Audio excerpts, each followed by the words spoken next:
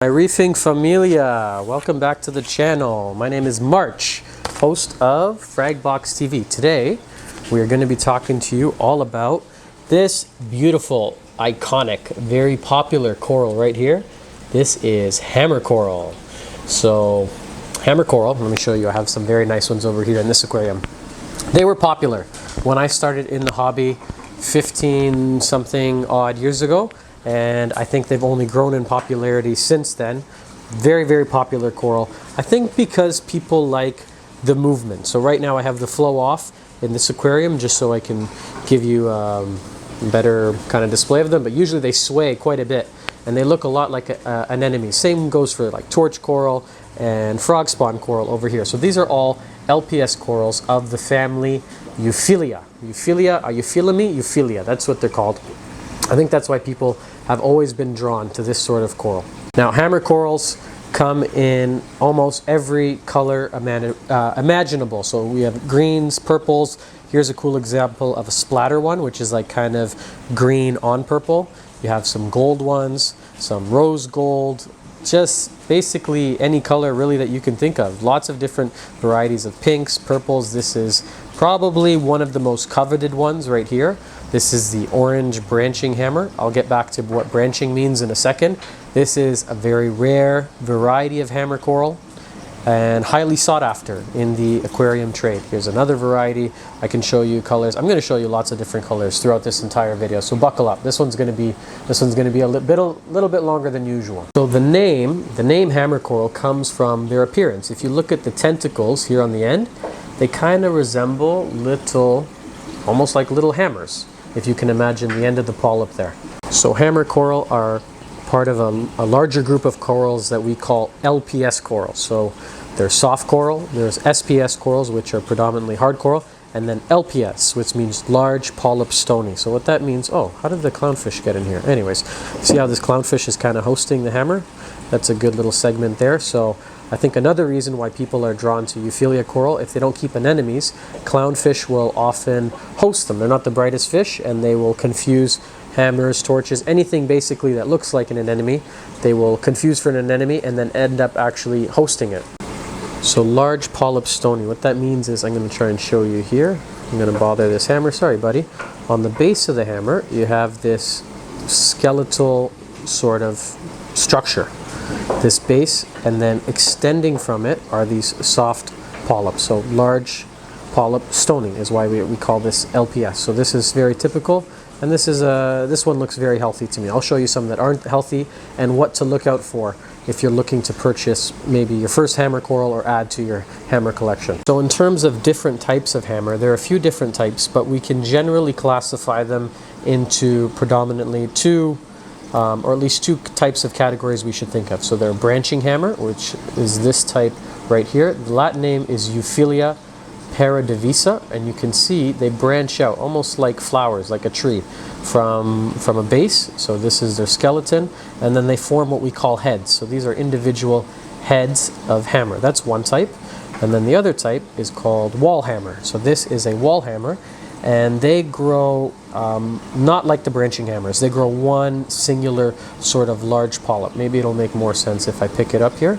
This is what we call a wall. So it kind of snakes and meanders. It kind of looks like a river as it grows out. It forms kind of like an S pattern. So this is Euphyllia ancora. That's the Latin name of this one. The other one is Euphyllia Divisa or Paradivisa. There's a couple different ones out there, but more or less in the hobby we refer to these two as branching hammer and wall hammer. Those are the two kind of that we distinguish between.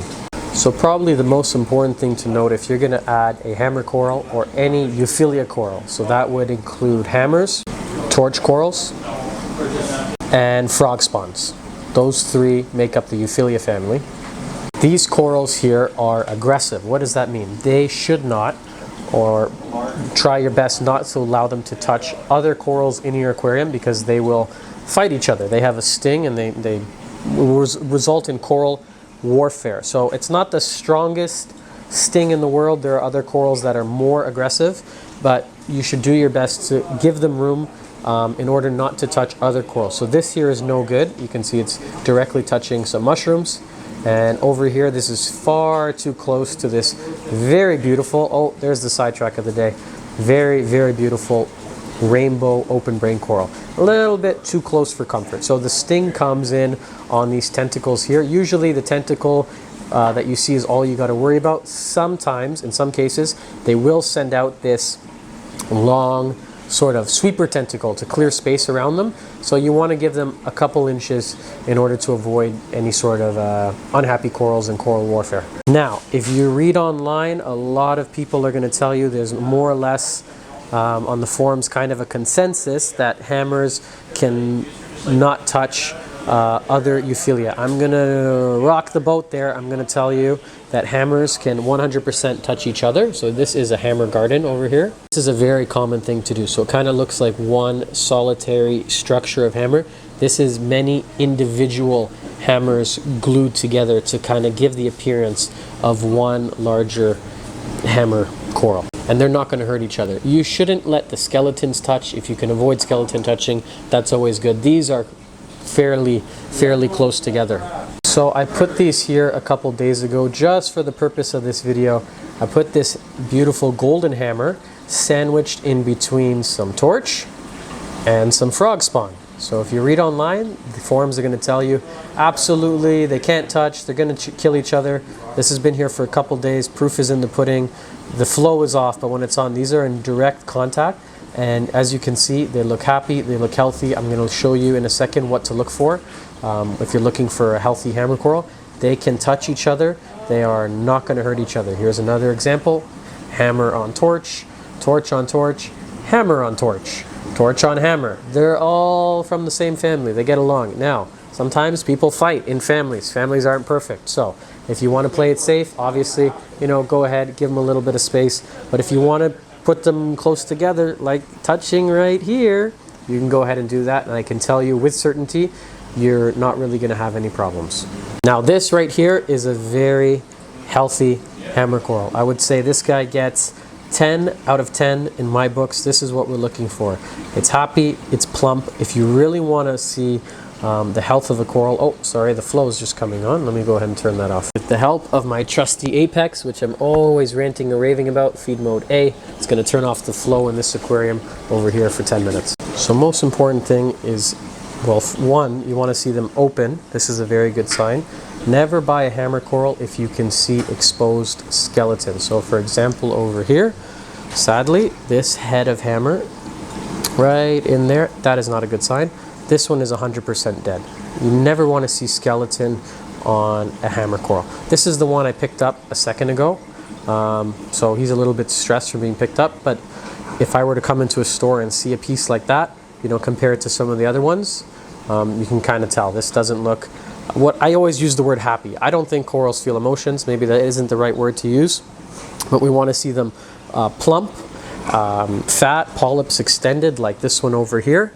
And I don't know if the store where you're buying from will let you see the base, but if you can get a good glimpse of the base, that's always a good indication of the health of not only hammer corals, but a lot of corals in general. So you can see there's no skeleton or recession across the base. And I'm going to talk to you in a second about pests. This looks like a very healthy piece here. Maybe I can show you one more. Let's see what's going on. This guy looks great. Yeah, that's a very happy and healthy hammer coral. I see no pests. I'm going to get to pests in a second, what to look out for. It's basically a big ass worm that hangs around the base of the skeleton here. So this white part is actually alive. As I'm touching it, it feels sort of slimy, kind of like mucusy. This is dead. Everything back here is just calcified, and it extends this way as it grows. So this is a very healthy hammer coral. Just about all of them in here are more or less healthy. I kind of wish I had one that was less healthy to give you an example on what to look out for. But that skeleton idea applies to just about all LPS. So you don't want to see any exposed skeleton when purchasing an LPS coral. Oh, here we go. Here's an example. This is, or could be, hopefully one day if he bounces back, a beautiful, beautiful I think it's a lobo or symphilia, I'm not 100% sure, but you can see this exposed receding tissue here, exposed skeleton. That's not a good sign. This side looks a little bit better, but this should really be puffed up and you should see no skeleton, no tissue recession. This could be an amazing piece. I'm gonna not touch it. I can maybe come back to it in a later video, but that is definitely not a good sign. You want your corals in general to be completely puffed up. This is a great example of a healthy acanthophilia, and you want to see no skeleton. I can't stress that fact enough. It's kind of like people, you know what? You don't want to see skeleton. If you see bones sticking out of somebody, better get that guy to the emergency room. Something is very wrong. In terms of growth, they don't grow terribly fast. So not super quick, not super slow. Something in between. I would say medium growth. Not explosive, not painstakingly slow. So one of the most important things for a hammer coral and having success in your reef tank is going to be placement. So where do you stick it in your tank? Key for me, I'm always concerned with flow. Flow and water movement is really key for hammer corals. So you don't want too much and you don't want too little. So somewhere between low and medium, you want gentle, random flow. You don't want to see flesh. So if it's too much flow, you might see the polyps all thrown towards one side and you could see some exposed skeleton. That's definitely too much. And if it's too low, the polyps, they kind of overextend and they turn, for lack of a better word, they turn floppy. And they can get then a bacterial infection and die fairly quickly. So what you want is what I call, it's not very scientific, but I call it lightly dancing. You want them just like this. You want them constantly moving, lightly moving, and random flow. So not too much, not too little, just enough so that their bodies will stay clean and not so little that they're going to flop over. Same goes for torch coral. I know today's video is about hammer, but this is a good example here. You see how they're just sort of lightly dancing, kind of like salsa, not too much, merengue, bachata, whatever. You want them to lightly move in the current, not too much, not too little. This is maybe a little bit on the low side, but we have our wave makers set to random mode, so they kind of pick up and slow down throughout the day. That's actually right there is just about perfect for flow on Euphyllia. I know some people do use a Dremel with a diamond blade to successfully cut through them. I have not tried that personally, so I can't comment. We use a specialized coral cutting bandsaw here in the store that makes it a breeze, makes it really easy. It's not the easiest coral to frag. If you try it with some bone cutters, the skeleton is quite brittle and it can shatter quite easily.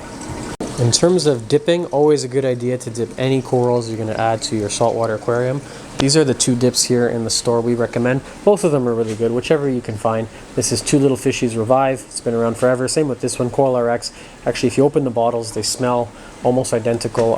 I really have no preference to which one we use or you use. Both are great products, so always dip corals before putting them in your tank. That being said, with hammers, there's really only one predator that likes to prey on them. I don't have any here in the store to show you, but I'll kind of give you an example of what to look out for. So this nice hammer over here, it's a large sort of flatworm, and it hangs around the base of the hammer. Oh, sorry, let me just zoom in here. So if I were to have one, it would be found right where the skeleton meets the fleshy part, and it's these large nickel-sized beige Euphyllia eating flatworms. So the one that eats hammers also happens to eat torch coral and frog spawn, octa spawn. It affects all of them. It's not really something to be super worried about. A dip will usually knock it right out. The eggs of the same pest can be found here along the base too, and they kind of look like these brown little, sort of like brown little dots that kind of like inhabit the base of it. The pest is really easy to see. For one, it doesn't reproduce very fast. It's easy to remove. A dip knocks them out. If you have wrasses, it's not the worst thing in the world. It's really easy to eradicate, and you can kind of tell if you had it because immediately your Euphyllia, they're just going to start looking a lot crappier, a lot less happy. And then right along the base, if you were to have them, you would see these large, like here it would be super noticeable to see if I had them, because it would just be this big ugly beige flatworm living on the base. So that's really the only one that I know of. I'm fairly confident that eats them, and if you do have them, it's not difficult to get rid of them. There's way worse pests. I would probably, if I had to pick one coral eating pest, if I had to choose for some messed up reason, I don't know why I would ever have to choose, that would be the one I would choose to get, because it is by far the easiest one to get out of your tank. In terms of keeping hammer coral happy, in terms of your water chemistry, like all corals, we recommend just maintaining regular, or as close to natural seawater as you can. So for us in this system here, that means calcium of about 450, our alkalinity somewhere between 8 and 9, and we keep our magnesium higher. That's the one place I think we differ than a lot of hobbyists, reefers, and maybe stores in general. We keep ours at a minimum of 1500, and I find that that really makes the difference for not only hammers and Euphyllia torches, Frogspawn, Octospawn, LPS corals in general. I just find that they look happier and puffier and healthier. In this system right now, we're 1525-ish parts per million. We're testing with the Neptune Trident, and then we double test against that with an Aquaforest magnesium test kit. You're not going to hurt anything by keeping your magnesium levels a little bit elevated. And if you're having trouble, I'm not sure why you're watching this video, maybe you have hammer, maybe you're new to the hobby, maybe you're thinking about getting into the hobby. If you're having trouble with hammer coral, if somebody comes in the store, their hammer isn't looking superb, first thing I look at or ask them is, what's your salinity? And then second thing is, can you guess it? Magnesium. Very, very important for reef tank and LPS corals in general. They are a little bit more tolerant of nitrates and phosphates than some other corals. So we keep ours around 1 to 5-ish. Phosphates maybe 0.05.